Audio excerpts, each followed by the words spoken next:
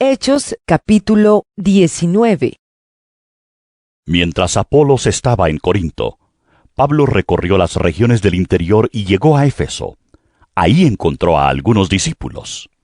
¿Recibieron ustedes el Espíritu Santo cuando creyeron? Les preguntó. No, ni siquiera hemos oído hablar del Espíritu Santo. Respondieron.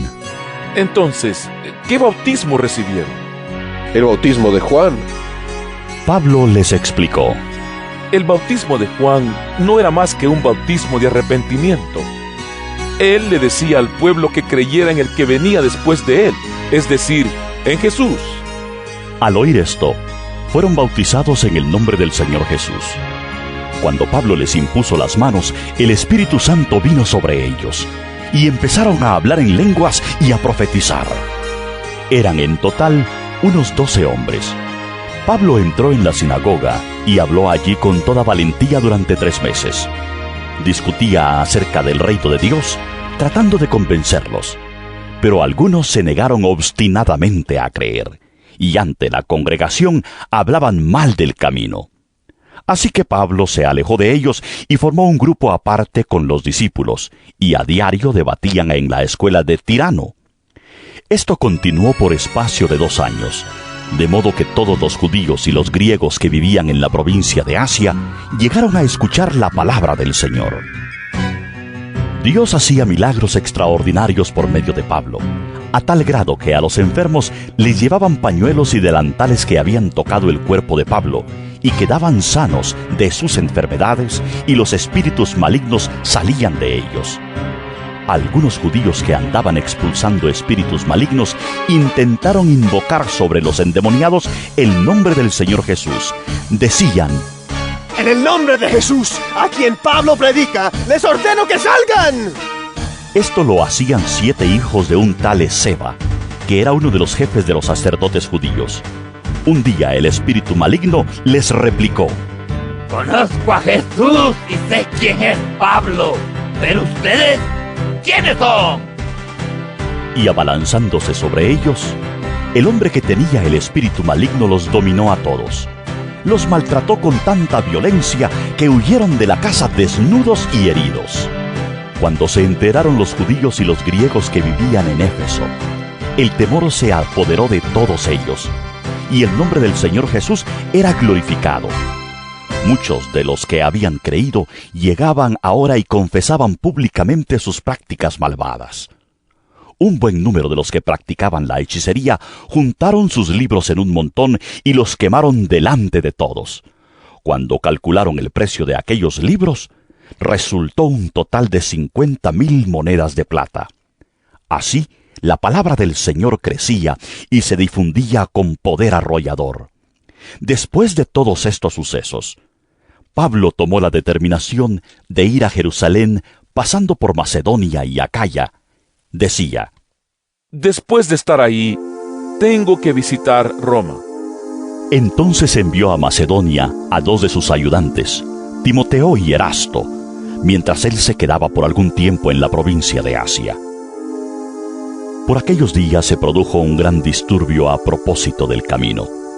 Un platero llamado Demetrio, que hacía figuras en plata del templo de Artemisa, proporcionaba a los artesanos no poca ganancia.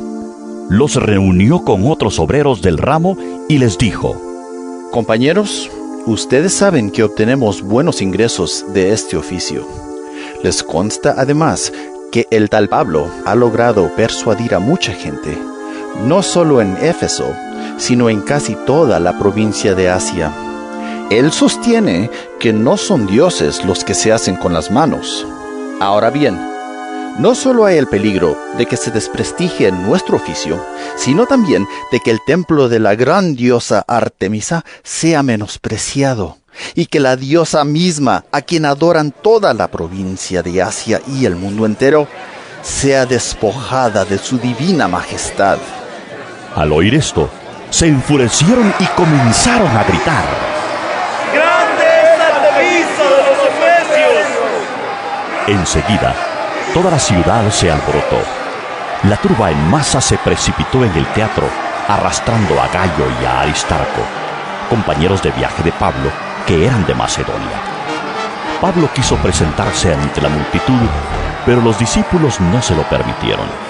Incluso algunas autoridades de la provincia, que eran amigos de Pablo, le enviaron un recado rogándole que no se arriesgara a entrar en el teatro.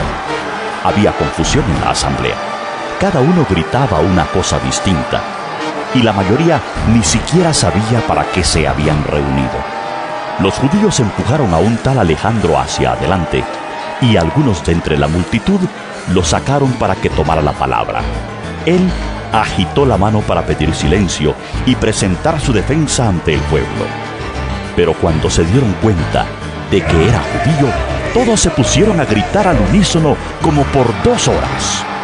¡Grande, grande, grande Artemisa de los Efesios!